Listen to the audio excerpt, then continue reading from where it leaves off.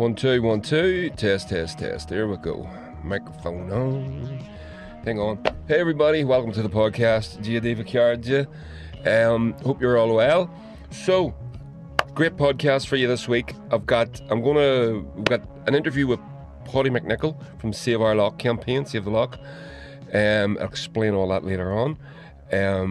Do a wee bit more about the whole Boy George, about the Hasbara thing, just with me, not with Paidi. And how Israel has the Eye of Sauron on Ireland. We've been targeted, and go into a wee bit more about that.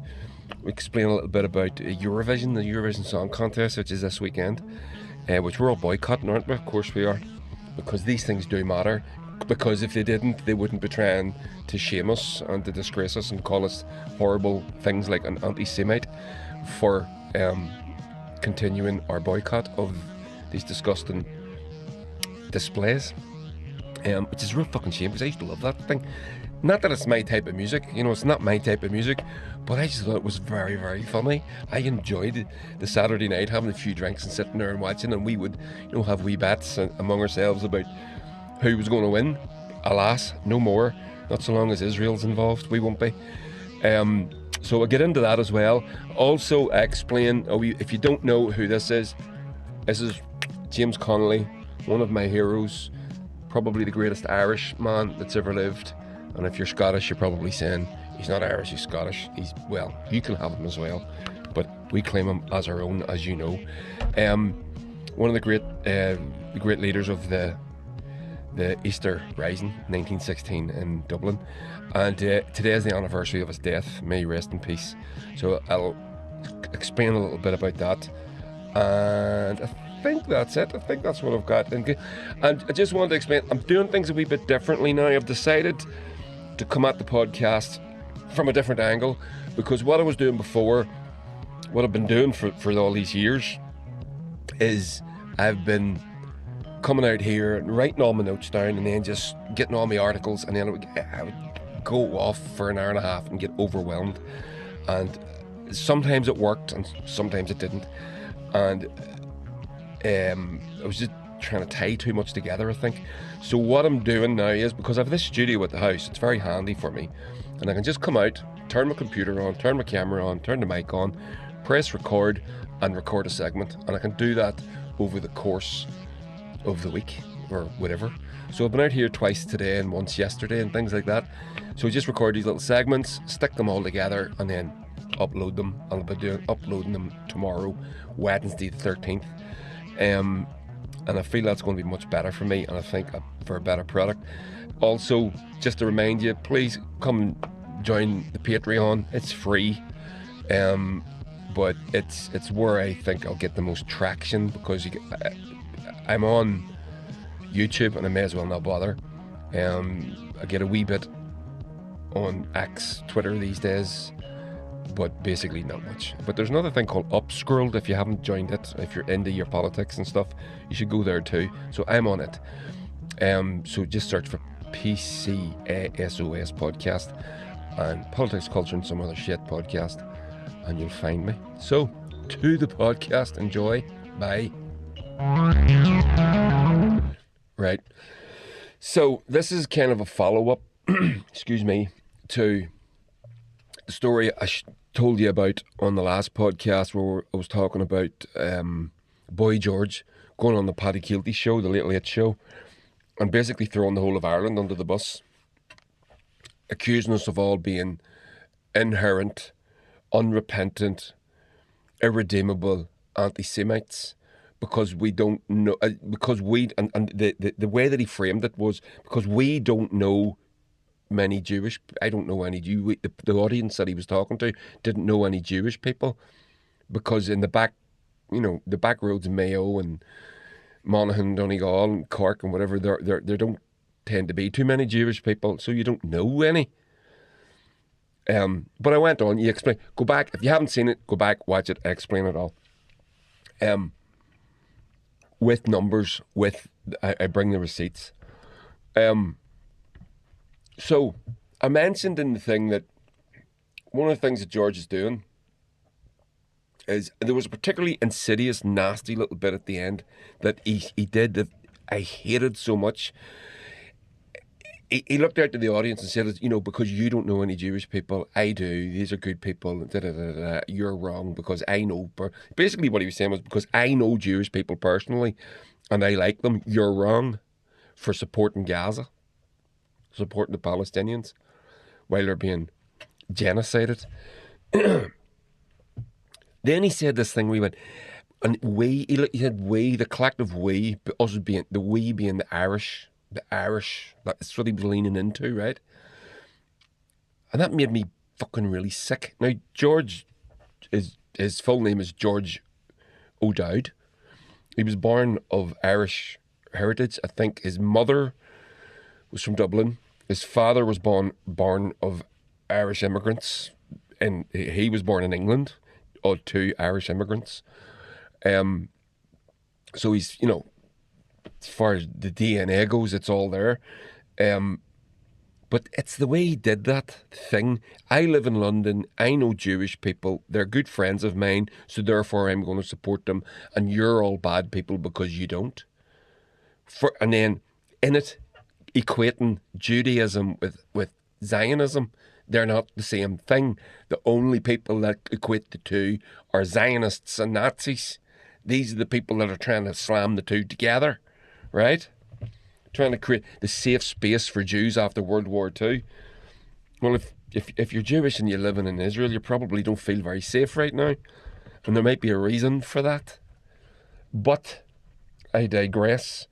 But one of the things that I sort of touched upon but didn't really get into too much was because the reason that Boy George is such a great supporter of, he says, Jews and Israel, again, they're not the same fucking thing, is because he gets paid. He's getting paid in Israel. He can go and gig in Israel. Culture Club have gigged in Israel recently, well, a number of years ago, and he has as well. I don't know about very recently, but he certainly has up until, like, say, 2020. Which isn't that long ago, I suppose. But one of the things that he's doing now is he's going, and this is where this come from. I couldn't figure out where this come from. I didn't realise. Because Ireland is boycotting Eurovision, which starts this weekend. Starts tonight. I think they go through the semi-finals and stuff, don't they? So it's all on now. So that's what this is all about. Ireland is not broadcasting it. The RTE, the national broadcaster, isn't broadcasting it. And we don't have a representative. We've foregone this year because of Israel's inclusion, which is fair enough. Let's do a little dive into that. But first, let's listen to George. This is the red carpet going into wherever Eurovision is. There's a couple of articles I'm going to show you. I'm sure it'll mention where we are talking from, but here he is. One of the only guys that openly supports Israel. How come? Boy George was asked why he openly supports Israel. So that's what he's being asked, but you can't hear. Here's his answer. Why do I have to give a reason? I mean, I support everyone. People. You know, there's not a, I don't think like love has love has no opposite. You know, for me personally. What a load of, I'm going to play it all the way through, and then we're going to go back to it, right? I know I keep stopping, starting and talking and confusion. We're not going to do that this time. We're going to go from the start. Boy George was asked why he openly supports Israel without stopping. One of the only guys that openly supports Israel. How come? Why do I have to give a reason? I mean, I support everyone. People. You know, there's not a, I don't think like love has love has no opposite.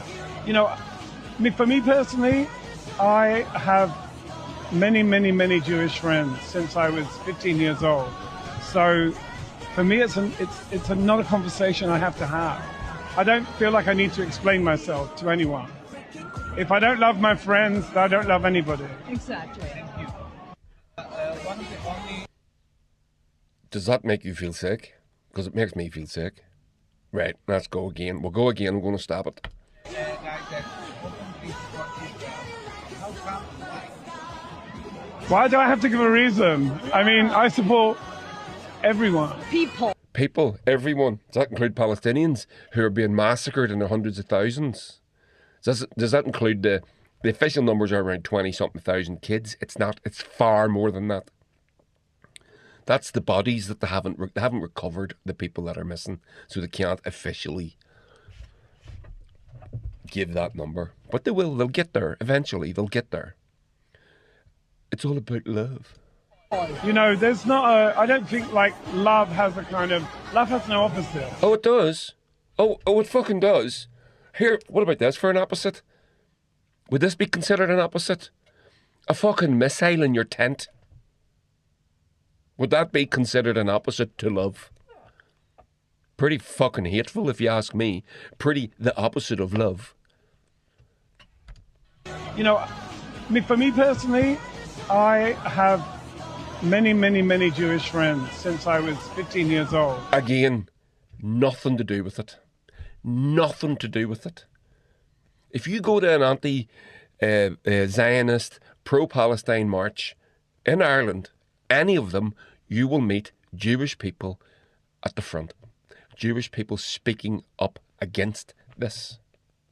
Now, George isn't representing Israel. He's representing Montenegro, which is weird, but regardless, it's the Eurovision. It's weird anyway, so it's fine.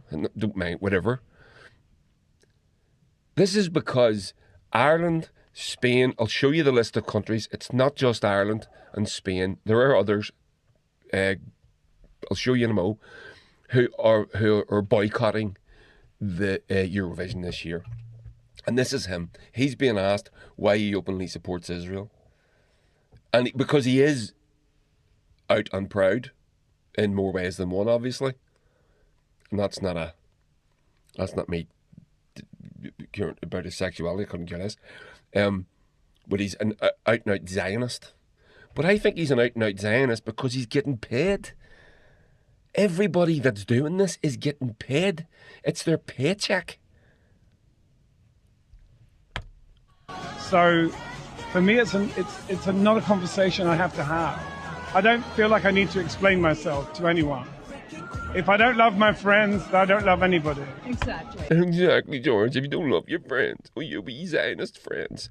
So he doesn't have to explain himself, but he does. He does it here.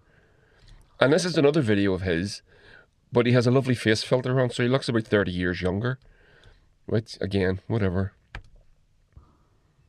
Hello everyone, I really wish I could be there today, but I imagine it's going to be such a beautiful, powerful event. Not only full of amazing Jewish people, but also people who support their Jewish friends. People like me who keep being thanked for speaking up for Jewish people. I don't want to be thanked for doing what is right. I have so many beautiful Jewish friends, and I know some of you will be there today. But even if I don't know you, I send you my love, and I hope today sends a powerful message to the entire world. God bless you all and have the most amazing event. So, again, he says in the previous video he doesn't have to speak out, but here he is volunteering. He's speaking to the Board of British Deputies of British Jews when they're promoting some anti-Palestine or pro-Zionist event in London, May the 10th that was. So, he's full of shit. And by the way, for me personally, I don't care. He can be full of shit. There's loads of people full of shit. I'm full of shit. It's throwing Ireland under the bus. That's what I don't like about this. That's what I don't forgive him for. That's why I'm doing this video. I'm like, fuck you. If you want to go and support Zionism, you support Zionism, and we can. I'll sure you'll probably come up on my radar, and I'll do my best to try to discredit your arguments. But don't be throwing Ireland under the bus. Don't be blaming fucking nice people from Mayo and South Armagh and everywhere else. Because that's the audience that you were looking at. Not that you would know that. Just complete shit livery at its worst. I love everybody. What about the Palestinians? They're being massacred.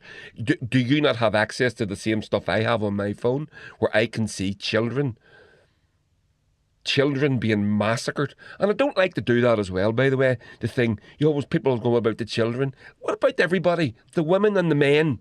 Men are sort of, people just go women and men as well. Everybody that's being killed down there has been killed down there. The vast majority of them are fucking innocent. In fact, I go so far as to say all of them are innocent, regardless of their religious or their political or their groupage, or their affiliations or the groups that they're in.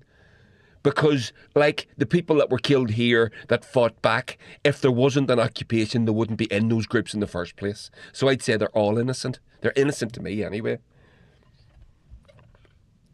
But anyway, so let's get on with this. And this is the point. You could call this the Hasbara Eye of Sauron on Ireland Part 2. That's what this video is. So, I told you the other day that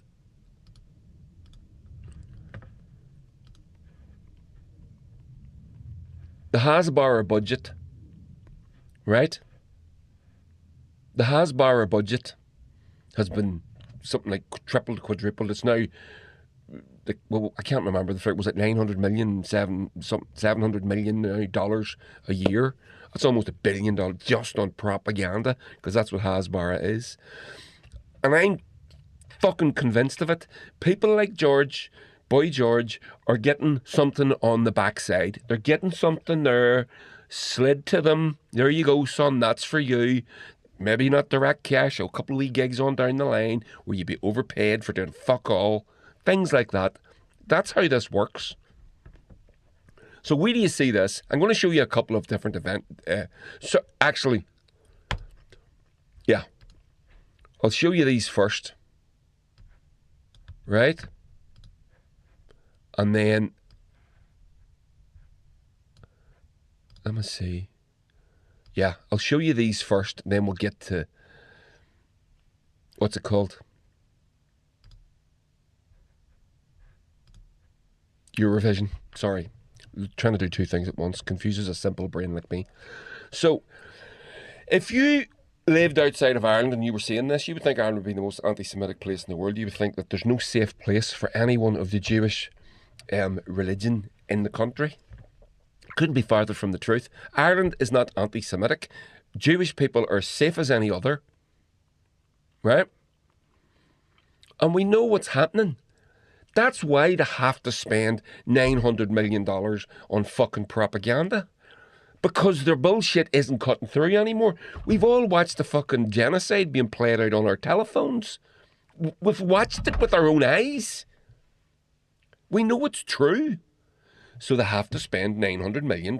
If they weren't doing what they were doing, and if we weren't so reviled and disgusted by what we're seeing, they wouldn't have to spend $900 million on fucking propaganda.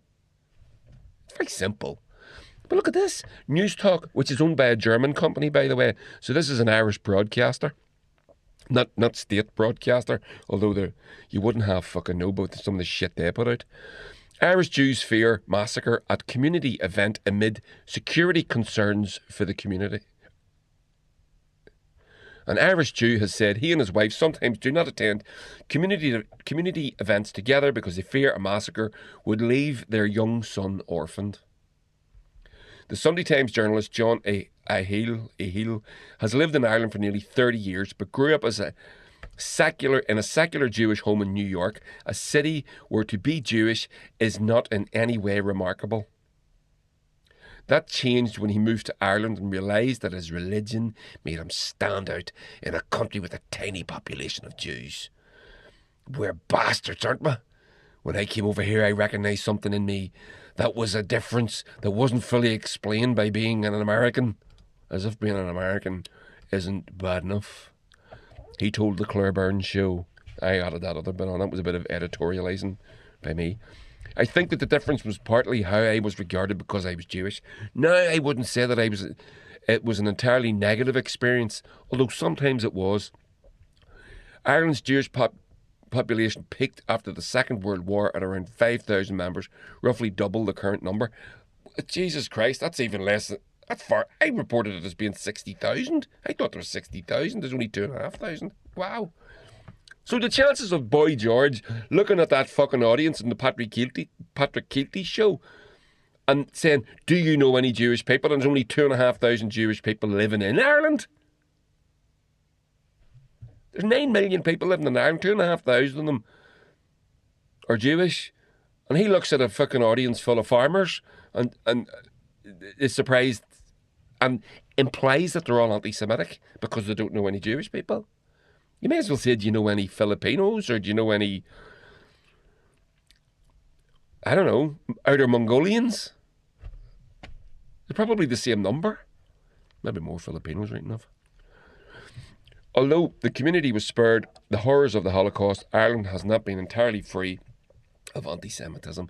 What a load of fucking shite. Look at that there for a headline. So some New York Jewish, and I'm not going to say Jewish, I'm going to say Zionist. Some New York Zionist moves here, and now he's throwing, again, another fucker throwing the people under the fucking bus. Like George's done. Fuck you. Because what, we're against your fucking white ethno-supremacist project in the Middle East, where we're watching you murder people, and you're the fucking racist, not us, because we don't give a shit what colour they are. You do. White Ashkenazi Eastern European Jews who aren't allowed to take a fucking DNA test in Israel, except in cases of where paternity has to be proven in a court. You know that 23andMe or whatever it's called, where you go and get your DNA swab done? You find out where your ancient ancestry comes from. You're not allowed to do that in Israel. That's illegal. You have to get permission off a judge. Do you know why? Because everybody, most of the people, the vast majority of the people, when they get those results back, are going to be told they're not fucking from there. If I get my DNA done, it'll go back a couple of thousand years. According to their Torah, or the Talmud, depending on which one you're referencing. 3,000 years ago, God told them that they're from there and that land's entitled to them. But you can get your DNA to prove that you're not from there. 3,000 years ago. There's no record of you haven't ever been there. So, they ban it. You're not allowed to do it. Simple. Go back to fucking Poland or Ukraine or Bosnia or Russia, or wherever the fuck it is you're from. You're not from there. But look at this fucking headline. The man's lived here for 30 fucking years. He's lived in Ireland for nearly 30 years, but grew up in a secular Jewish home in New York. And what does he do? Throwing Ireland under the bus. He's been a guest in our country for 30 fucking years, and he's sitting there and he's going, fuck these people. I'm going to make it out. Like, I'm afraid to go in case we get attacked and I get massacred. We get massacred and my son gets left orphaned. We can't go together. Like, well, first of all, that's some fucking lunacy right there. He thinks he's as important as the king and queen. They're not allowed to travel together for the same reason. In case the country gets orphaned. What a load of shit. Here's another one. Paul James Kearns. Now this motherfucker, he's Irish, which is brutal. So he's written for the Times of Israel, which is a Zionist fucking rag. Another anti-Semitic controversy in Ireland. What happens when one of Ireland's greatest institutions, the Late Late Show, is one of its most recognisable exports, 1980s pop star Boy George, whose parents were born in Ireland. No, they weren't. One of them was. And it's one of its most persistent taboos become entangled. One of its most persistent taboos. One of Ireland's most persistent taboos. Anti-Semitism. That taboo, Irish anti-Semitism. And once again, here we go. And we seem to have been here too many times in too few months. Too many times in too few months. It's all manufactured. And it's all being manufactured by this fucking Hasbara money. It's all bullshit. A backwards fucking swastika on a fucking cycle path. It's not evidence of rampant anti-Semitism in Ireland. So about this guy, where do you see this? So this is Paul James Kearns, right? Jonathan Eric Lewis, who is a UConn law grad interested in international law, anti-Semitism history, right? So, yeah, fucking Hasbara, fucking foot soldier. A stunningly effective essay on prominent Irish journalist by prominent Irish journalist in which he discusses the refusal of official Ireland to address anti-Semitism, right? And there's a screenshot of his headline. And Eoghan O'Ceannabhan says, Paul James Kern is a prominent Irish journalist, my foot. He isn't staffed by any Irish news outlet, is unknown to the vast majority of Ireland's reading public, and is based and works in, wait for it, Israel. And I'll tell you, he's about the only fucking journalist in the world that doesn't have a fucking Twitter account. Because if you're a journalist, you're using Twitter. Everybody uses Twitter or X. I use it as well. I do. I use it all the time. It's a cesspit, but you'll get more information quicker on X or Twitter than you will anywhere else. I would love to go to somewhere else. I've got an account on Upscrolled, which I can highly recommend, but it's just not there yet. But I do use it and I do post on it. You should go and sign up and follow me on it. And I'll be using it more and more. I would love to get off X, but it is the only game in town. And this fucker doesn't even have an account on it because I searched for him. It's certainly not there under his own name. This is examples of what is being said about Ireland, about us. Because we recognise in a fellow sufferer from the colonial European colonialism of European colonialism in the Palestinians, and they're getting it far worse. Well, I've actually spoke about this before. They're getting it far worse than us in a quicker time. It's all of, a quicker. This past couple of years, what's happened to them is a genocide, and we're seeing it being played out. The same thing has happened to us. Over the centuries, we've been massacred in similar numbers in similar short spaces of time. Not in our lifetimes, thank God, but our ancestors certainly suffered. You can go right back to the plantation of Ulster, even previous to that, the burning around Lough Neagh, the Desmond rebellions down in Cork. Google all that. You think the famine in 1945 to 51, 52 was the only famine Ireland ever suffered? That wasn't the only famine Ireland ever suffered. Even in the 1900s, there was the famines before it and there was famines after it, and they were all deliberate and they were all manufactured. So now we're showing solidarity with people that are suffering in a way that our historical memory allows us to have nightmares about.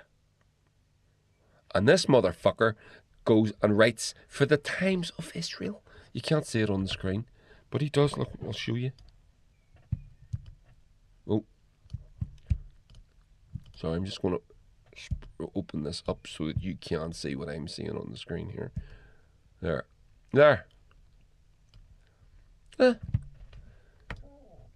He's living in Israel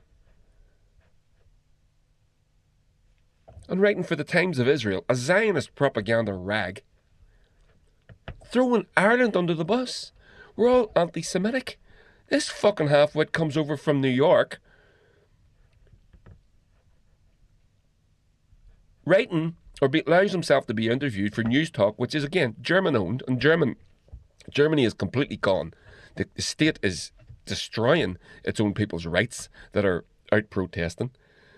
Again, because of what they did in World War II. Now everyone else has to fucking suffer as well. We're not even allowed to talk about it without being called horrible things like anti-Semites, which doesn't mean anything anymore. So, again, a part of the whole Hasbara thing. How deep does this go? Here's one for you. This is an NME.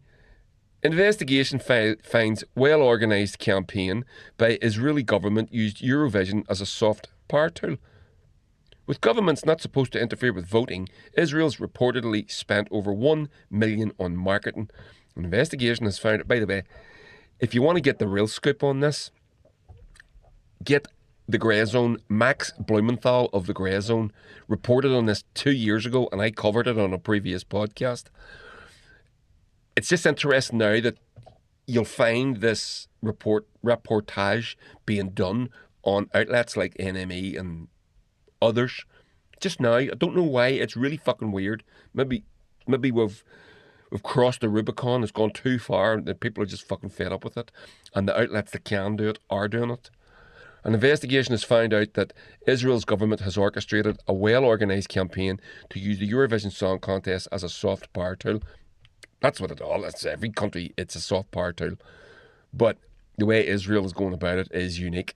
The investigation carried out by the New York Times and claims that Israel carried out a state-backed influence campaign during the past editions of Eurovision, fueling speculations that results were distorted as a result.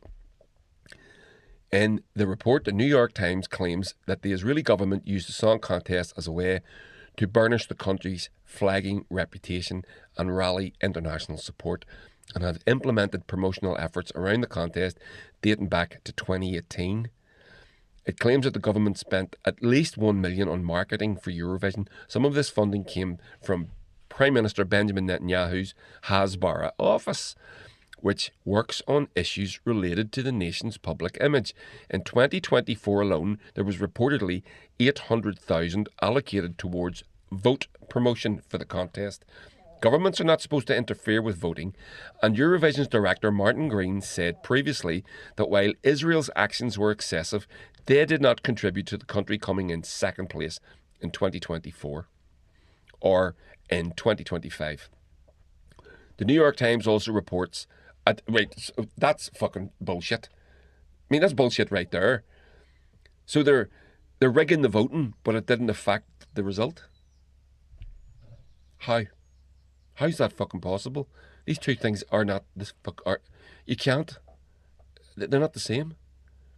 If you cheated at the voting, you affected the result. Right. The New York Times also reports that while Israel's contestants won popular votes from countries where Israel is deeply unpopular, there is no evidence that its government used bots or other covert methods to affect the overall result. Now, I'm going to fucking prove that wrong. There is evidence of that. Because Max Blumenthal... There. So there's... Sorry, Wyatt Reed from The Grey Zone. This is in May 2024. This is the report I was telling you about.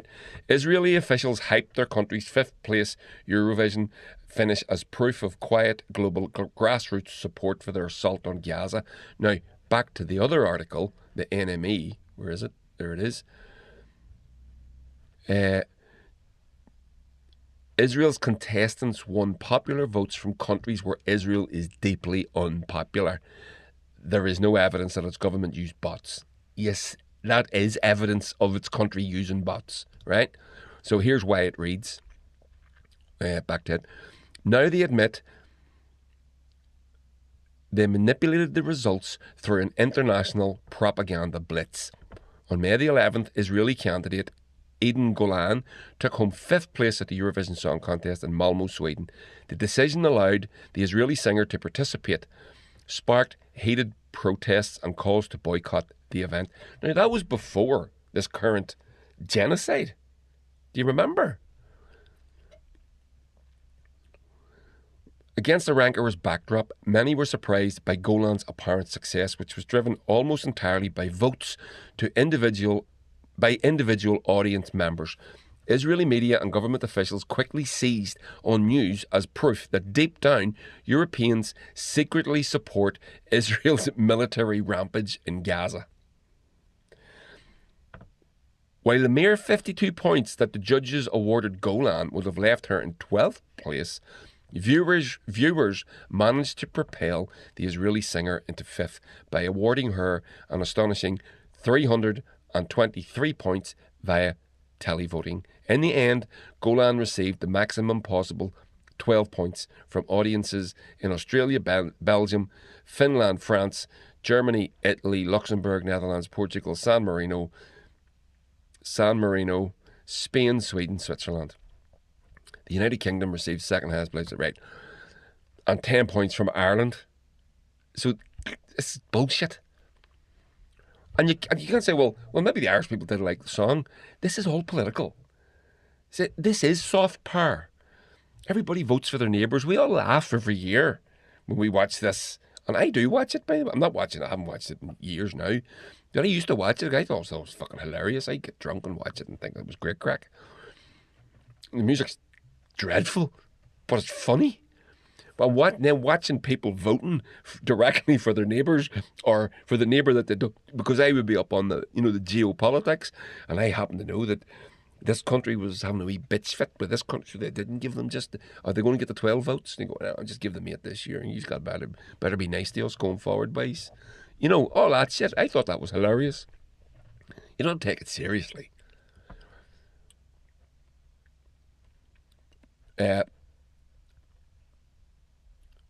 So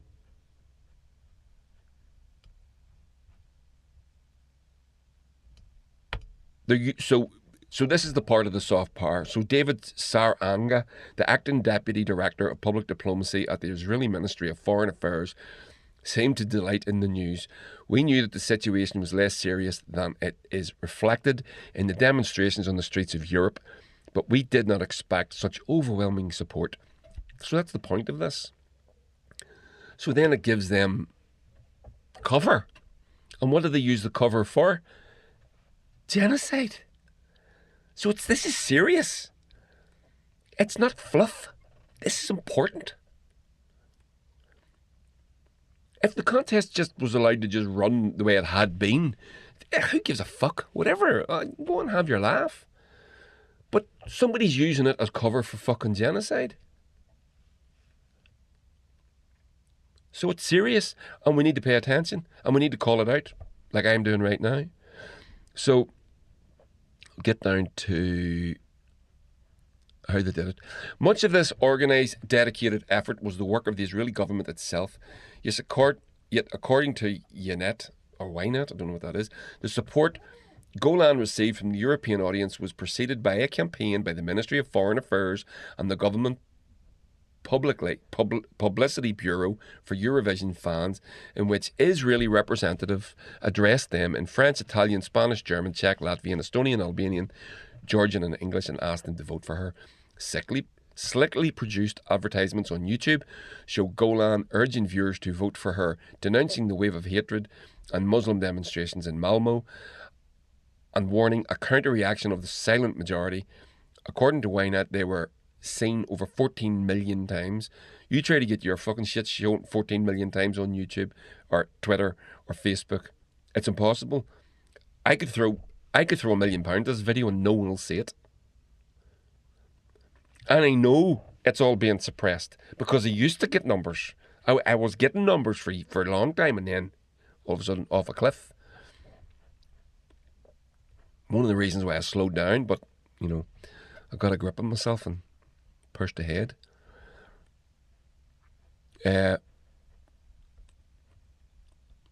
So there's more here. There's more. Stay with me. On May the 12th, social media users began to sound the alarm about the Israeli campaign to manipulate the vote. The YouTube channel dedicated to promoting Hurricane was abruptly deleted, yet videos from other Israeli government sources remain online, including a recording by Tel Aviv's official YouTube channel instructing viewers to vote for Hurricane. Right? I'm going to push on because I have a lot to get through. I don't want to just do an hour on this. So, in fact, I've gone over my time. I'm going to end this soon. The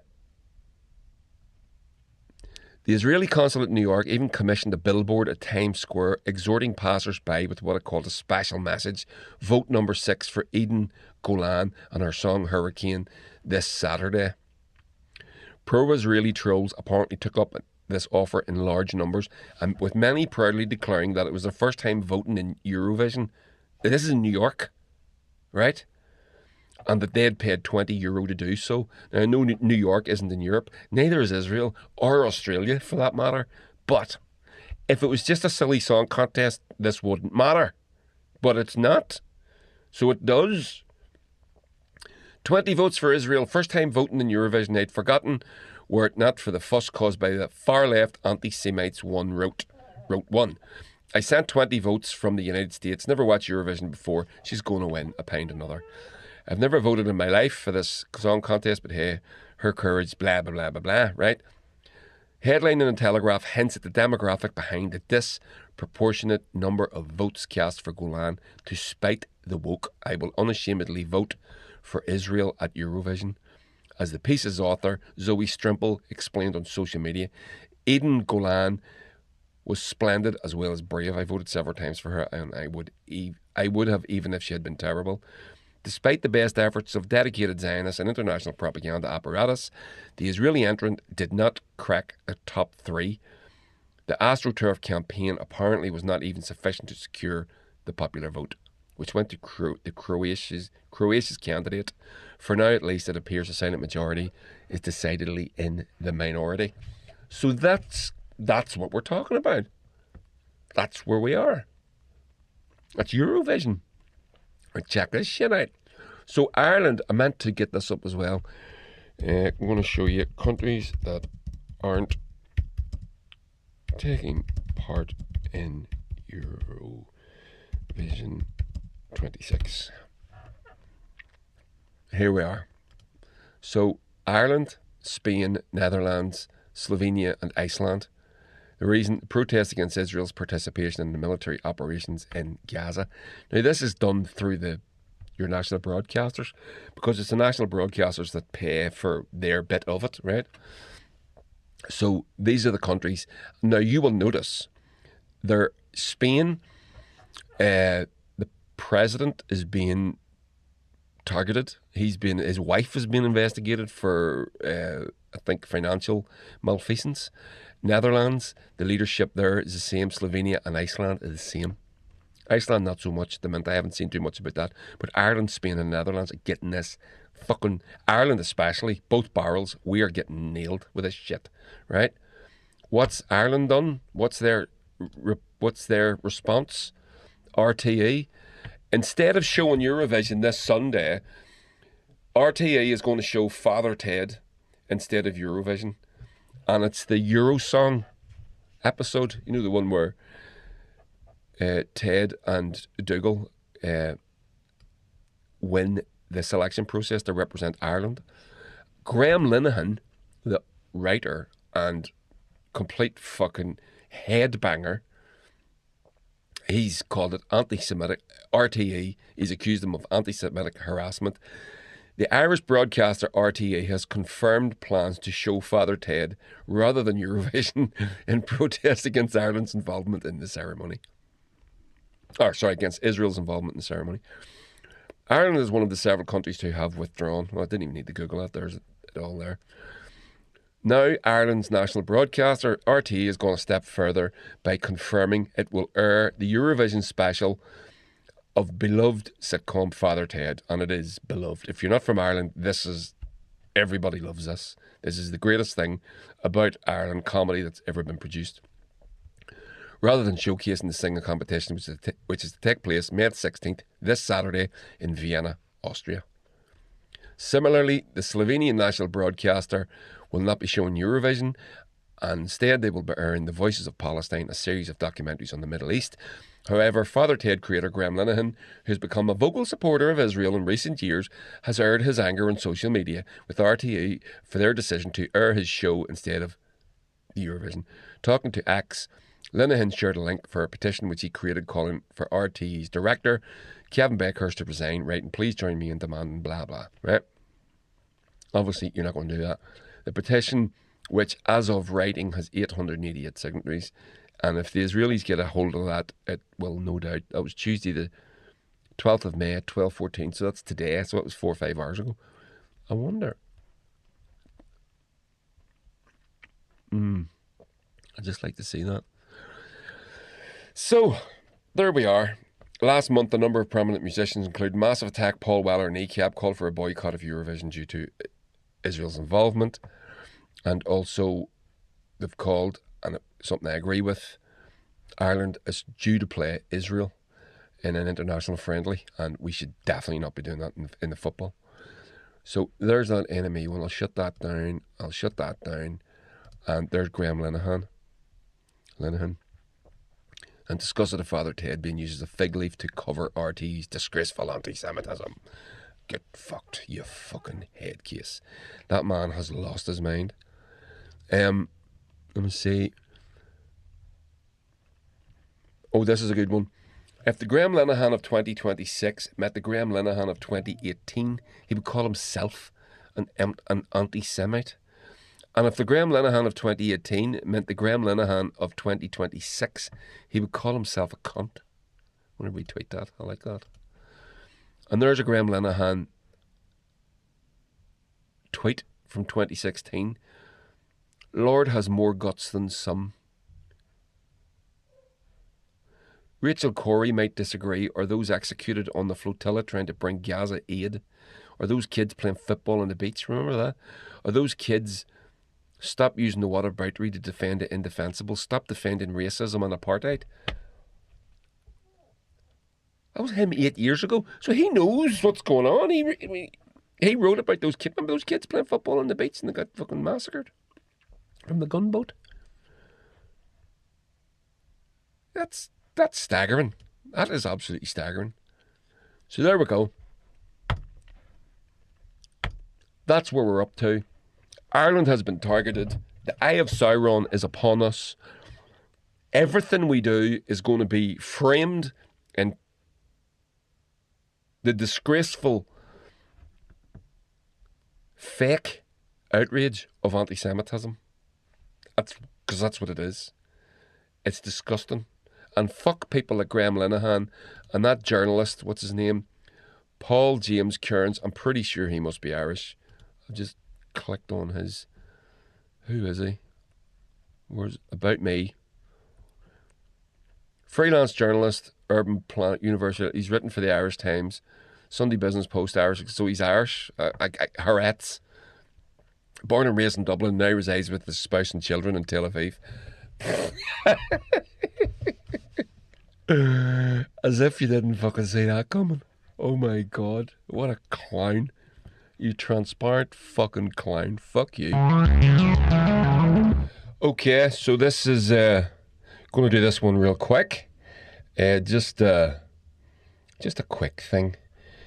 Today, the 12th of May, is the anniversary of the greatest Irishman that's ever existed. Well, I say greatest Irishman, I suppose the Scottish may have a claim too, although he does come from Irish stock and all the rest of it, but he was raised in Edinburgh, Cowgate, the Cowgate area of Edinburgh, and he had various terrible, the Irish working class over there at the time were treated awfully and had the worst jobs.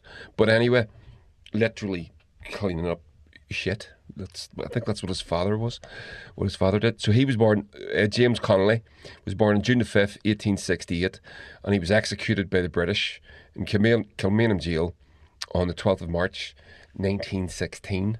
Obviously, as you all probably know, one of the great leaders of the Easter Rising. If you don't know what it is, you're about to find out.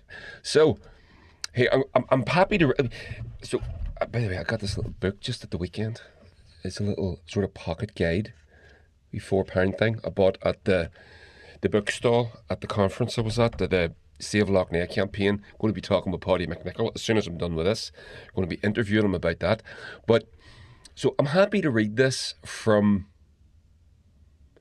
Going Underground, which is a great journalistic outlet led by Afsan Ratanzi, who is fantastic. It goes out, does it go out in Press TV or Al Jazeera or I don't know which one it goes out on, but it goes out, Rumble. It mustn't go out in those anymore, it used to. So, on this day in 1916, Irish Republican and Socialist revolutionary James Connolly was executed by Britain after the violent crushing of the Easter Rising. He went a step further than many Irish Republicans in not only calling for independence from British domination, but also freedom from capitalism landlords and financiers, realising that the real independence could only be achieved if Ireland was free from the control of the British Empire's capitalist class. He used his position as a trade union leader to use strikes and industrial action as a pathway to a workers' republic, using the Irish Citizen Army formed to protect the picket lines and demonstrations of the Irish Transport and General Workers Union as a part of the armed struggle against Britain. Following the failed Easter Rising of 1916, of which he helped command, and the brutal crackdown to put down the Rising, James Connolly was executed by Britain along with 6 other signatories of the proclamation of the Irish Republic. The sacrifice of the Irish martyrs executed or massacred by British forces would not be in vain, inspiring the Irish masses to participate in the struggle against British rule for independence. It was actually that, so you'll see a picture here, and it's this is him being, so he was wounded in the GPO. Famously, the GPO come under fire, and he got wounded. And there you can see a picture on the. Oh, sorry, I didn't. I'll just get rid of that. His face. There you go. You can see it on the screen. That painting. It's a stained glass, and it's of all the leaders that got executed, and Connolly being his wounds being tended to, and.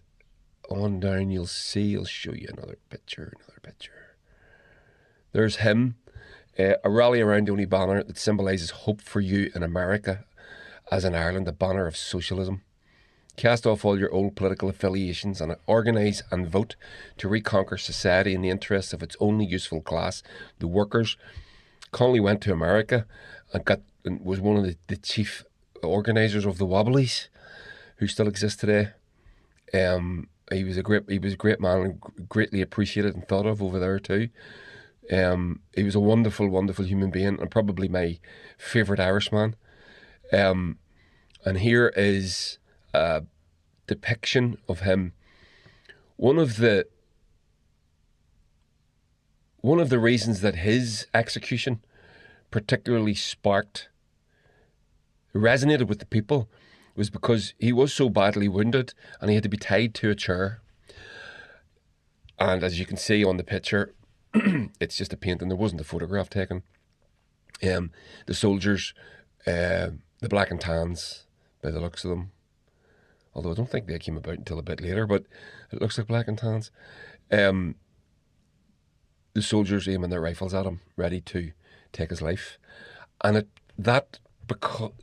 because of his situation, he was mortally wounded, and the fact that they tied him to a chair to shoot him, that resonated with the Irish people and lit a fire under us and caused them to rise up, to continue the rising. So and there he is with Lenin at the Second World Congress of the Communist International in Petrograd. Oh no, sorry, that's Roddy Connolly, pictured with Vladimir Lenin, Connolly's son. Yeah. And there's a lovely line. Wasn't it a full life, Lily, and isn't this a good end? James Connolly, 110 years ago tonight, speaking to his wife before his execution. And here's a little piece of video. I'll play this and then we'll call it. And if you don't know who James Connolly is, I beg you to go and read about him. Go and get a little pamphlet. This is nothing more than a pamphlet. Go and get something like this. Get it on eBay or Amazon. Well, no, probably not Amazon, but go and get it. Something like it. And have a read. And if he doesn't inspire you, I think you're dead in your soul, to be honest. So this is his daughter, Nora, famously said, and that's the thing as well, you'll see a lot of quotes from James Connolly and you won't realise that they're actually by him, but he was very quoted. He was very prolific in his writing. And there's one: if you remove the English army tomorrow and hoist the green flag over Dublin Castle, unless you set about the organisation of the Socialist Republic, your efforts would be in vain. And by God, all us socialists and communists in Ireland today, when we think of James Connolly and we look around at what's going on, it's that little quote resonates with all of us. It just is constantly going around our heads. So here's his daughter, Nora, speaking. I will turn the volume up on this for you. Give me 1 second. There we go. So when we got into my father, he said, well, Lily, he said, I suppose you know what this means. I said, oh, no, not that. He said, yes, Lily. She broke down then and she said, but your beautiful life, James. She said, your beautiful life. And he said, wasn't it a full life, Lily, and isn't this a good end? Oh, Jesus. Here we go. James Connolly, ladies and gentlemen. Getting quite emotional thinking about him. May you rest in peace. Hey everybody, just jumping in real quick. Just want to let you know we've got a Patreon. You can see it on the screen here. Where are we? Here. There we go. Upscrolled. Yep, Patreon's free, by the way. Upscrolled, which I do post on. I'll post on there more often. Axe, unfortunately, I've got no choice. It's the only game in town. And finally, Patreon. So you can go back over there and twice and sign on if you like. It's free. There is a pay tier. It's purely voluntary. I put everything up there free anyway. There's also, I do YouTube, but yeah, may as well not bother.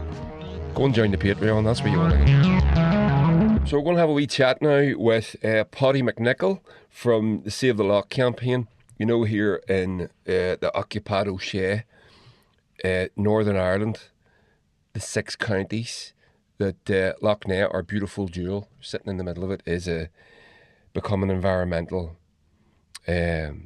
catastrophe. It's not unfair to use that word. It's not an exaggeration to use that word. So at the weekend, we had a Save the Lough Campaign down at Oxford Island over the weekend, and Paidi organised the whole thing, and we had great speakers, and it was called the Lough Neagh Film Festival, and I was fortunate enough to be asked to sing some songs to close the thing out on the Sunday, and I also got to do in conversation with a journalist called Tommy Green, who has a great book coming out next month, all about the Lough, the state it's in and how it got there, and very much so an investigative expose, naming names, kicking ass, all that stuff. So I'm going to talk to Paidi about the whole weekend, and then also about next weekend, next Sunday, the 17th of May. We've got the Save the Lough campaign. We've got a protest leaving from the battery in Ardboe, going to Ardboe Cross. And we hope to have as many people out for that as possible. It would be great to see you there. I'll be there on the Sunday. And it's sort of replicating the anti-lignite marches, which took place in the 80s and were successful. They actually managed to get the lignite mining banned, which would have been a catastrophe for the area, and the immediate area, and further afield, the whole Lough would have been affected by it. But yeah, so here we go. We're going to have a wee chat with Paidi now. I've already done the introduction, so there's no need for that. So Paidi, welcome to the podcast. Thank you for joining me. Thanks for having me, No Andy. worries. So Paidi, we were talking, I've already introduced my guests, but we can go into it a bit more, obviously. You are one of the lead organisers of the Save the Lough campaign, and at the weekend down here in Oxford Island in Lurgan, we had, you organised with others, but you were the main guy, obviously, the Save the Lough, and we called it the Film Festival. Do you want to explain what that was about first? Yeah, absolutely. Well, we decided, we held actually down in Oxford Island a few years ago a very successful art exhibition, Nature's Revolt, and we didn't expect the numbers we got then, and so we had this idea just sitting in our heads for quite a while, along with Paidi Clarence and other members of the Save Lough Neagh campaign, of doing a film festival, because, despite how terrible the Lough Neagh crisis is, there's been just an eruption of artistic talent covering it. So there's actually been some good in response to the crisis and the badness that we see on our doorsteps around the loch. A lot of great short films, popping up, a lot of great documentaries. And so we thought it'd be good to hold a film festival that sort of brings some of these to light, that also just tries to raise awareness of the of the actual issues that these short films are pointing at, but also doubles as a conference to help us to build the campaign and organize on these issues. Yeah. And do you want to tell our viewers and listeners who attended at the weekend? Yeah, so I've actually got one of the leaflets There that we we had go. at the weekend there. And we had a pretty packed schedule. The first time we've ever done anything like this, especially around the Loch Shore. And, we started off with archival footage of the loch. There was Brona McAtasney, Northern Ireland Screen. And it was great to see old footage of fishermen and swimmers and antics on the Loch Shore in years gone by, followed by a short film called The Banfoot Ferry by a local filmmaker called Colin Laverty. Yep. It was brilliant. I think everybody really enjoyed that. We had campaigners down from the South Derry shore of the loch who were performing a jig and a dance, and it was a good wee intermission. That was lovely. And then we had fantastic data centers discussion from Derry to Dundalk, different activists who are campaigning against data centers and the how much they suck up our energy on this island. So that was a fantastic discussion there. We had Pat Brody, James Renahan from PvP Dundalk, Anne Louise from Save the Moat, and Ruthie Norton from Lurgan chairing. And then we had yourself, Andy. We had in conversation with journalist Tommy Green, and Tommy's just been such an important facet of the campaign over the years, due to his investigative journalism and the great journalism from others. He's brought to light stuff that we otherwise would not have been able to uncover. I really can't wait to read his book. I'm genuinely really excited about that. Everybody, it's available on Marion Press from July, so definitely go look for that. I'll maybe add a wee link to this afterwards. Sorry, carry on, Paidi. That's a great shout, Andy. And it's called Troubled Waters, which is a great name. Very much looking forward to read that myself. And then we had a short film from River Action UK. They actually came over to support the campaign this weekend. They would be close with Chris Packham and Fergal Sharkey, a Derry local up here. Yep. And they organised this massive March for Clean Water back in 2024 in London. So they had a short film called River Song, Ebb and Flow. And then we ended the first day on a panel on extractivism. We had Morella from Save Our Sparrows, who are currently undergoing a absolutely brutal, not so public inquiry. And I think it was important to highlight Save Our Sparrows at the end of the day, because not only are they fighting extraction in the form of mining in the Sparrows, just like we're fighting extraction in the form of sand in Lough Neagh, but they're having to use up annual leave and dedicate huge amounts of time just to combat the Dalradian and the establishment in the ongoing inquiry. So we thought it was important to highlight them, but also No Gas Caverns, who were a campaign up in Larne, and they actually were successful in stopping the extraction of gas in the gas caverns up there. And that was chaired by Friends of the Earth, who are always supportive of the campaign as well. So that was Saturday, which was a pretty packed schedule. It's amazing. It's absolutely amazing that you managed to get all that in the one day, and such a and again, you've only touched on the first day, but then it's such a broad source of information. I imagine it was overwhelming for a lot of people. But sorry, carry on. No, you're right, and I think actually that's been a learning experience. That next year we might rejig the schedule a wee bit so it's not information overload. It's good though. It's brilliant. It needs to happen.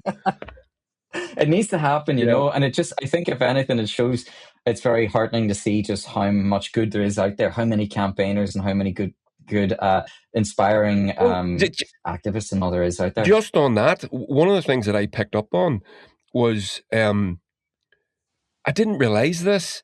I remember whenever we had the last thing down at at Oxford Island a couple of years back, Mhm. and I remember there being RTE cameras there, and I only found Yeah, out on Sunday that they didn't actually broadcast anything from our event. They that's actually right. broadcast a Lough Neagh partnership promotional video instead. That's right. And you want to know what adds salt to that wound, Andy? I'm Paidi, Cairns, and others' names were still in the credits, despite not being involved, or despite not their footage not being shown. But Jesus, that's amazing, isn't it? But it shows you, like as you say, but on a serious note, to look at that, you got the Dalriada mine protesters up in the Spurns, yeah, you got the gas cavern protesters, and then you've got I can't remember the lady's name that did the lovely painting of Liban. that was Joe Joe Fitzsimmons. Fitzsimmons. I followed her on Instagram. You should go and do that too, everybody, by the way. Um One of the things that I realized was, because, just to draw focus back to the RTE not showing any of the film that they made of us, people don't know that we're out there doing that. And they're up there in Yeah, the Spurns doing their thing, and they're over there doing their thing. And Joe's doing her paintings, and she finds out about Liban almost autonomously, not realizing that there's a whole community out there of people that are into that thing, and then the environmentalism that inspired her to make her beautiful painting. And absolutely. because it's not being broadcast, it's not being published, it's not going out in the news channels, you know, and this weekend is a way to bring everybody together to realize that there is a community out there. 100%, Andy. Like, that was very much one of the core tenets of Holden this weekend, is that, there are these events held often by funded by the government or councils, about environmental issues, but they'd cherry pick who gets on it. Often it's scientists, or often it's people who, are going to have a very clear and predictable line Yeah. that's not going to be, anti-capitalist or revolutionary even. And I think that it was frustrating over the years just to see, like, I know even fishermen, Declan, Yeah. Declan Coney, a fisherman yourself, and the amount of times that him or Mary, who'd be a swimmer and one of the main voices in our campaign, just, have to drop whatever they're working on and go speak to UTV or go speak to a news outlet, and the news doesn't end up broadcasting what they're saying, because what they're saying gets at the government or gets at the core problems. And it was important to cut through that, Well, it is, and I think from another perspective as well. Just, I mean, I know we're all on the same page, so there's no disagreement among any of us really that were in the room. Maybe one or two, but I did find it whenever I was talking with Tommy, and I joked at the end. Someone had asked a question about how do you, basically they were saying, how do you fix the problem but keep the jobs, that sort of thing. And I said, well, I could give you a Marxist economic answer to that. Yeah. And he went, oh, none of that, I'll shout, no, blah, blah, blah, blah. I said, well, I go, okay, it's not the place for it, so I'm not going to go there. But we're going to go there, right? That, on the, it's that word you used, the revolutionary. There's nothing revolutionary about it. You get the BBC down, you get UTV down, you get RTE down, and you stand there and you go on about revolutionary economics and people power and communal coming together. God forbid you use the word socialist, Marxist, or communist. And I mean, you're just out of the equation. You're not getting your voice fucking heard. But we've done it your way. We've done it your way. We're doing it your way. And that's why we're here having this conversation. It's why we're so fucking desperate. It's why we can't drink our tap water. It's why our environment is being fucking devastated. And then as someone throws in a potential solution that might involve something this man said, all of a sudden your voice isn't heard, and you'll never be invited to those things again. You have to be a credentialed journalist, scientist, government person, social servant. Oh, and if you're not, forget about it. Absolutely, Andy. And I think like the Lough Neagh crisis is just one of those things where it's so like cartoonishly bad and cartoonishly evil. Like we make the comparison about the Simpsons movie and like, you know, the lock or the lake in Springfield going green with just one more barrel. And it's scary just how accurate that is to what's happened with Lough Neagh. And like, if not now, when? You know, if not this unprecedented crisis, when can we start talking about system change? Yeah. You know, if pets being killed and you know, the very, very serious and worrying details that are coming out and patterns that are emerging with serious health conditions, UTV covered even a potential cancer cluster on the Western Shore the other day.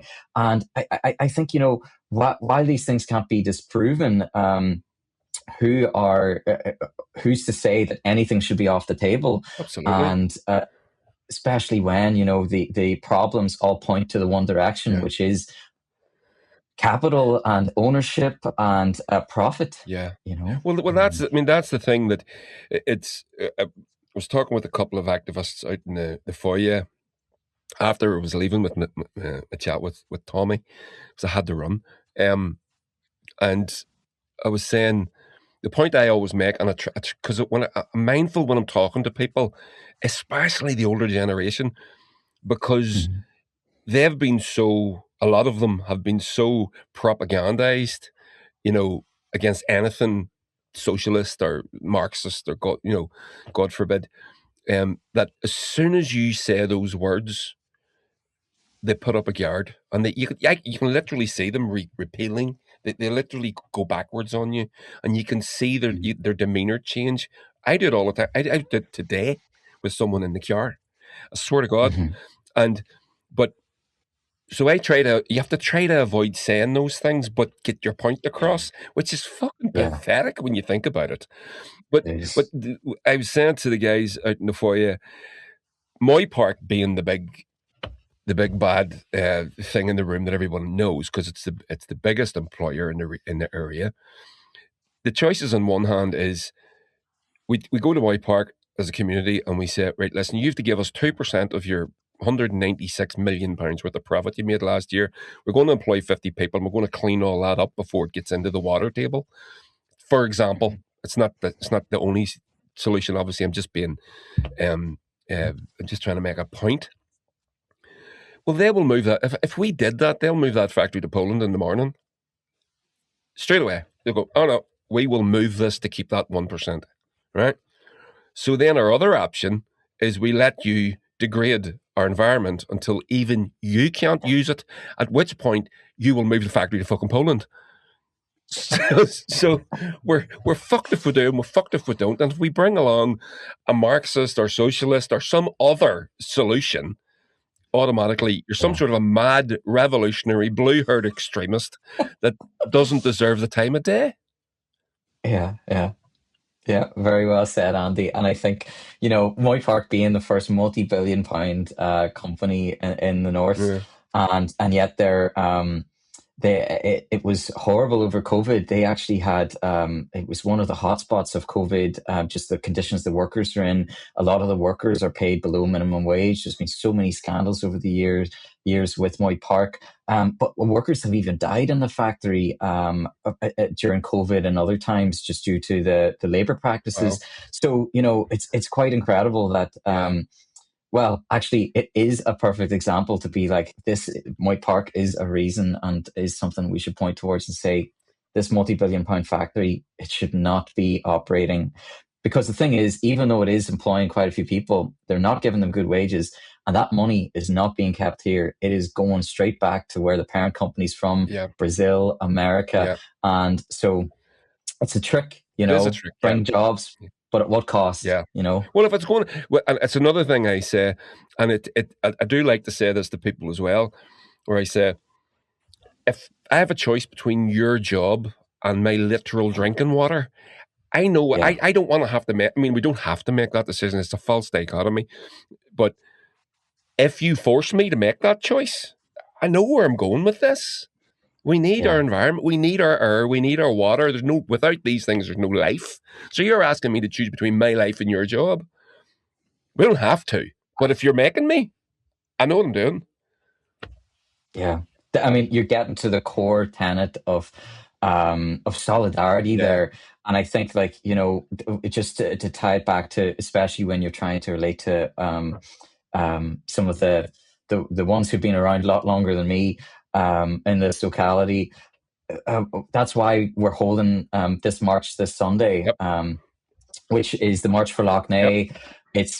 We're assembling at 12 noon at the Battery Harbour on the Western Shore, which is very close to Ardboe, and then we're going to be marching to the Ardboe High Cross. But when you talk to anybody around here, and I think the same is similar with the civil rights movement and the great, or the Long March, and, you know, from Belfast to Derry. But when you talk about 1986, it actually still is in the minds of a lot of people on the shores of Lough Neagh, that in 1986, 3,000 people marched against the mining of lignite in the area.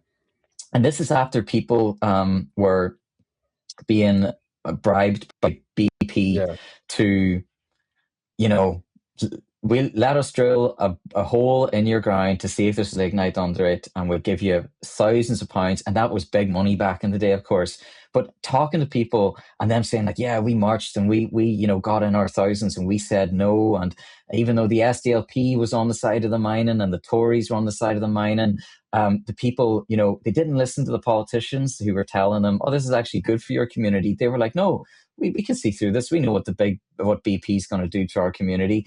And they defeated BP. They actually managed to stop the plans.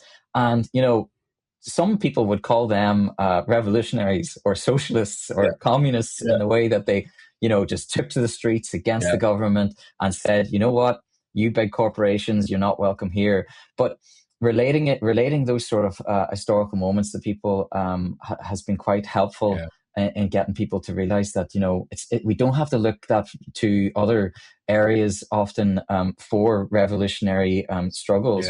There's quite a lot on our doorstep, including in Lurgan and Newry in the past, and Armagh across the north and south. Absolutely, and it has to happen, because quite clearly another point that was touched upon over the weekend, and just to bring us up to the point, as you rightly mentioned, so that we'll be finishing on there's a march at the weekend from Ardboe, but bringing us up to that, a large part of the problem is the fragmentation of, again, back to what we started with, the guys up in the Sperrins fighting against the gold mine, and the guys against the gas caverns in Belfast Lough, where everyone's fragmented.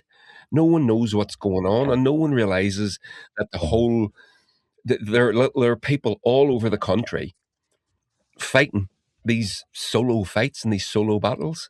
And hopefully this march on Sunday is going to bring a lot of the same groups together. I sort of have that sense that this is going to be hopefully a little watershed moment, to use a bad analogy. But so the lignite marches, the anti-lignite marches that happened in 1986 also happened in the backdrop of the Troubles, which was phenomenal. And that everyone came together, cross community, and chased BP, and you know full well that they didn't go away. They're just sort of waiting for everyone to forget to come back. You know that they don't go away. 100%. So you need to keep your wits about you with that sort of stuff. But that march that happened in 1986, is this the anniversary of that? No. Yeah, so it was this year, but it was at winter time, and we were debating to have it in winter, and we're like, no, we've actually timed it with the algae bloom. So this is now our 4th year of algae blooms engulfing the loch, and it's usually the time when it really just starts to exponentially explode on our shores. And May time especially is when it's raising its head. So we have a pretty bad bloom at the moment at Ballyronan. There was Craigavon Lakes beside you, Andy. Like, it was bright cyan blue over the weekend. So we've timed it to instead be with the algae bloom, but it is the 40th year anniversary that we do wish to commemorate as well. Fair enough. And do you get a sense that there's going to be a lot of the original marchers? Yeah, so we actually have a few of the banners from the original march. Yes, saw that on Sunday. It was beautiful. No, like it's beautiful to come across these, and maybe this is the museum worker in me coming out, but like it's beautiful to come across these old artifacts, and I guess they're not that old. It's only 1986, but Pat Grimes was one of the organisers along with Niall Fitzduff in 1986, and Pat actually had these banners sitting in his garage untouched for 40 years. And it was wonderful just to get them unfurled, and we're going to be repairing them, Right. get them out to the march this Sunday. And also reminding people that if we've done this once, we can do this again. We can stand against extractivism and come together as a community, because as you rightfully touch on, there's a lot of people and there's a lot of different angles with the Lough Neagh situation.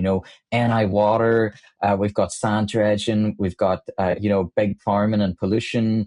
There's all these things, and you've got people fighting with each other like, no, it's the sand dredging, no, it's the farming. But actually, all these things are symptoms of a wider problem, which is the system and putting profit and greed in front of everything. And more often than not, it all points back to Stormont and our government policy as well. That suits the extractors and the people that are making their money. And 100%. Within economics, we have a thing called externalities, and the externalities that aren't put onto the price are taken from the profit. The externality, they get to dump their effluent in the water. They don't pay for that. It's free. That's right. So That's all right. these externalities are just being used. And then we're divided among ourselves, arguing about whether it's the eel fishermen or the extractors or the stand extractors. The reality is everybody's contributing in their own way. Yeah. We know who's the most to blame. And so long as we're divided, arguing with each other, just as you rightly pointed out, just arguing about just the small, what is it? The banality of I can't remember the phrase. It's left me, but So just on to Stormont, I did a podcast a couple of years ago whenever Andrew Muir got appointed, and I literally swear to God I went into it blind. I says, I'm just going to do a deep dive, a wee investigation into what I can see about him, his party, his politics, his party's politics, and where they're coming from. And the podcast is up on where you get your podcasts. If you go down, you'll find it. And I declared the day he got elected, the day after he got elected, this man is not going to fix this problem. He's not interested. He's incapable. His politics won't allow him. His beliefs won't allow him. He can't do it. Even if with the greatest will in the world, he's not interested. Yeah. I think he may consider himself an environmentalist, but Andrew Muir, it's perfect that he's in there at the moment, because it actually exposes the fact that reform of the system and this liberal mentality that, we can have environmentalism under capitalism. Well, he's actually exposed that we can't. What's Andrew Muir done so far? A very weak Lough Neagh action plan with just education and just, a little bit of a slap on, like a tiny wee slap on the wrist for repeat polluters and stuff. But his main thing is putting money towards private solutions to the loch, and that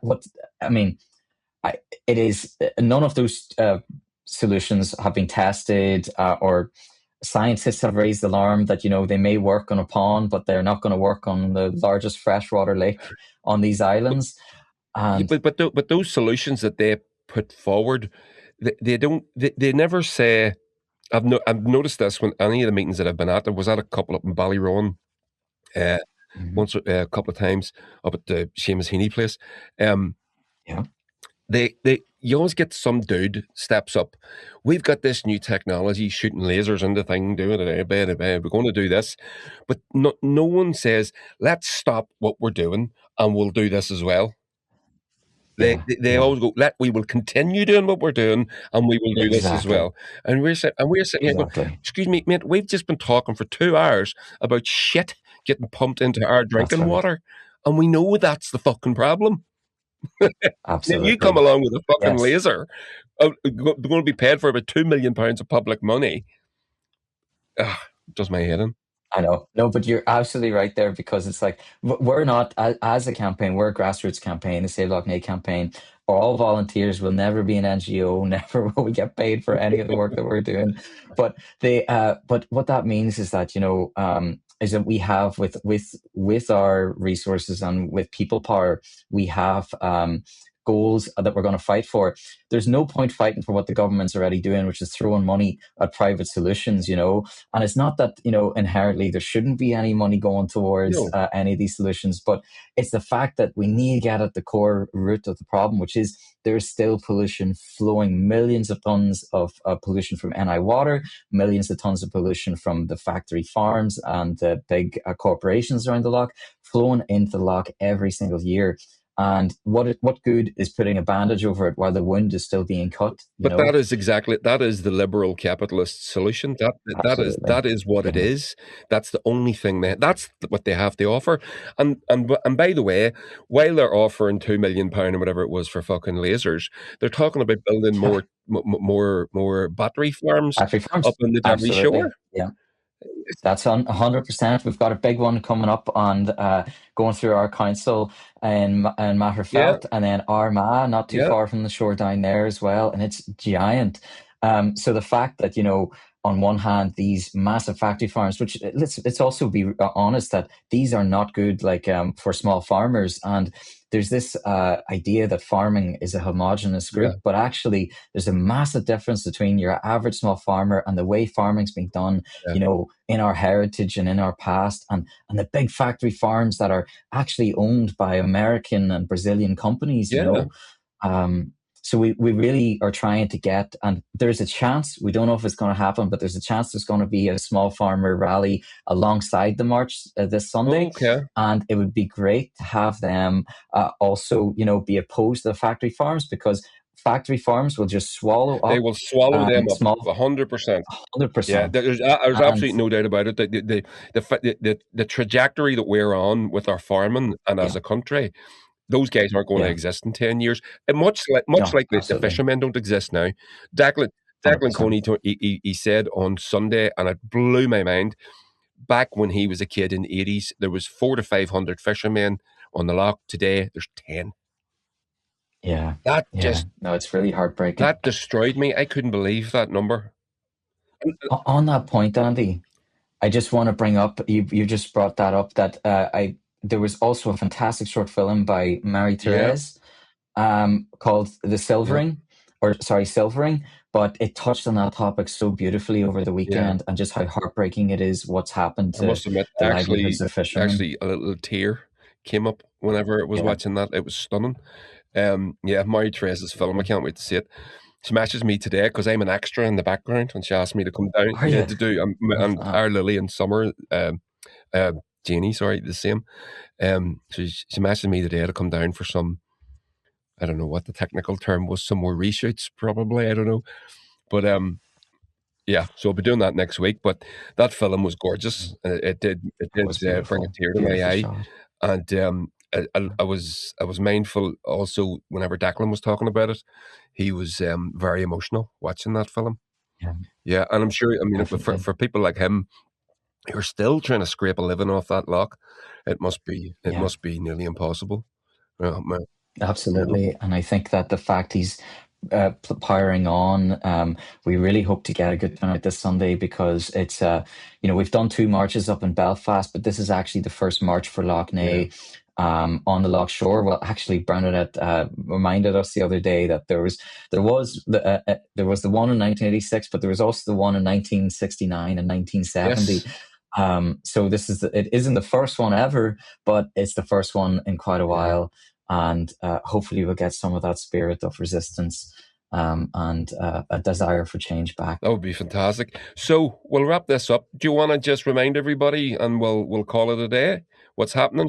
Absolutely. Yeah, that sounds great, Andy. So at 12 o'clock, we'll be assembling at the Battery Harbour, and we'll be marching towards the Ardboe High Cross. As well as that, there's going to be a boat rally. So anybody with boats, please, boats are going to be leaving at the same time, 12:30, and going to the Ardboe High Cross. There was a boat rally back in 1986. We hope to see a good one at at the one this year, fighting for our loch. And there's also going to be a paddle out protest at the end. Surfers Against Sewage and other swimmers are going to be doing a bit of a paddle out. And then potentially others will be joining us too, but we're really hoping that to see schools and especially the younger generation That'll be good. Come out this Sunday. So please come out and support the fishermen, the swimmers, everybody that's been affected by this crisis. And together, I think we can, make it clear that we're not happy with the status quo. Massive change needs to happen, and Stormont, if Stormont deserves to exist, which personally I don't think I think it's shown it's not fit for purpose, but it has to get its priorities right and put our planet before profit. Absolutely. That's brilliant. That's it. Perfect. So, Paidi McNicoll, Save Lough Neagh campaign, thank you so much, and we'll see you on Sunday. Great, Andy. Thanks for having me. Thank you, man. Bye. Well, there we go, everybody. What do you think of that? I hope you're going to come and join us on Sunday at the Battery in Ardboe. And I know it's the Ulster final on Sunday. My beloved Armagh, that's why I'm wearing a hat, are playing. But the throw-in isn't until 4:30, so we can still go up. If you want to join in the flotilla or on the boats or the paddle out, please do that. It's going to be great. I'm going to go up. We're going to start walking about 12 o'clock, as you know, and then we'll be done. I mean, I reckon I'm going to be driving by 1 o'clock. I'm going to be on my way back home. So there's plenty of time to, if you're not going to the match, if you're lucky enough to get a ticket, for a play to you. But if not, come on up. Give us a pull out. We need as many people as possible to do this. So please come up and see us, come up and join us. And thank you to Paidi for all your efforts in organising these essential protests and events. And thank you for the weekend, and I'll see you on Sunday, brother. So this is the culture section of the podcast. It's called Politics, Culture, and some other shit after all. So we're going to start with, I got 2 new records. I got another book this week, but I forgot to bring it out, but I'll maybe use it for the next podcast. I got 2 new records recently, and this is one by Eoghan O'Ceannabhan. In the interests of clarity, my people before profit comrade, and he's a councillor down there in Dublin, and I believe he's running for election at the minute, but he's also, it's how I know him. Before I ever knew his politics, I was into him as a musician, and he's absolutely amazing. He's beyond stunning. And if you want to hear a song that's going to make you cry, go to this record and go to the second last song. It's called The Deepest Breath. And if you're a daddy like me and you've got 2 daughters and one of them has moved to the city, that'll make you cry. It's just stunning. Absolutely a gorgeous album. It's got a few tunes on it and some songs of his own, mostly songs of his own with a few tunes, and it's like the Monaghan Jig and things like that. Gorgeous. I can't recommend this album enough. You can see it there. Eoghan O'Ceannabhan, beautiful artwork as well. The Deepest Breath, and you can get that on his Bandcamp, which is where I got this. I waited a while for this. I paid for this quite a while ago, and I was waiting for this the new copies to be pressed up, which is what it takes when you're supporting your artists. This is what you have to do. You have to get in early and wait for the record, and it's worth it. And this is definitely worth it. This thing is fucking beautiful. Eoghan O'Ceannabhan, The Deepest Breath.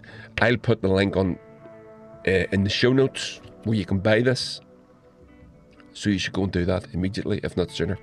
So, second record I got for you is Finian by Kneecap. Again, I bought this. I seen there during the week. I mean, I was going to buy it anyway, but I seen during the week they were on a big push to get Finian to #1 in the UK, which they narrowly missed out on by Michael Jackson's greatest hits or something to do with the new film being released, of course. And, or was it, maybe it was Mel C. There was Mel C, one of the ex-Spice Girls peoples. Either way, doesn't matter. It's number one everywhere else, number one in Ireland and all. First Irish language album it's the highest charting Irish language album, but whatever, you know, I don't know what the details are exactly, but there you go. And I was so happy, and I know for a fact this album got the number one, and they didn't allow it. They were never going to allow it. It was even controversial during the week when I'm trying to put up adverts on the London Underground and the train system and stuff. They were sending their copy back, saying that they removed the word Fenian. The word Fenian, by the way, it's not offensive. It's not an insult. It's, if you get called a Fenian bastard, you know, it's the bastard bit that's the insult. It's not the Fenian bit. But it's us reclaiming the word because it was used against us as a pejorative all of our lives, really, by the British. And Fenian it's a badge of honour. It's actually, the Fenian is the Fianna, the warriors of Fionn McCool. So his warrior band of warriors were called the Fianna. So Fenian is a derivative of that. So there's 2 records. You should go and get those. They're fantastic. Eoghan O'Ceannabhan, The Deepest Breath, and Fenian by the mighty Kneecap, who are fucking great lads. And I'm going to do, JJ lives around here. I'm going to do a wee piece on them in the next podcast because they've been getting a lot of shit. People are trying to cancel them from Glastonbury and things like that. And that fucking rubber-faced cow, what do you call her? Sharon Osbourne leading the charge. That woman is a fucking joke. But anyway, so there we go. That's the pod. I hope you're all well, everybody. It's Wednesday the 13th of May. I started this yesterday and the day before. As I told you, I'm stitching all these together and a few things are changing.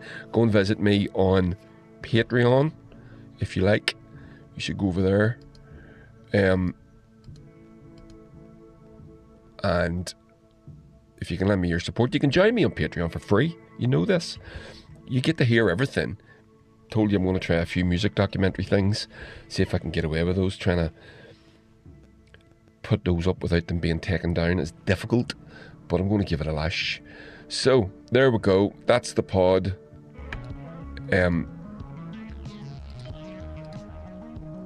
That's the pod. Like, share, subscribe. Head over to Patreon. Head over to Axe. Head over to Upscrolled. Head over to YouTube. God fucking love you if you give us a wee view or a like over there or share. That would be awesome. And a share. You have to share. Please share. There we go. Happy Wednesday, everybody. And I'll catch you on the next one. Hope you enjoyed. Bye now.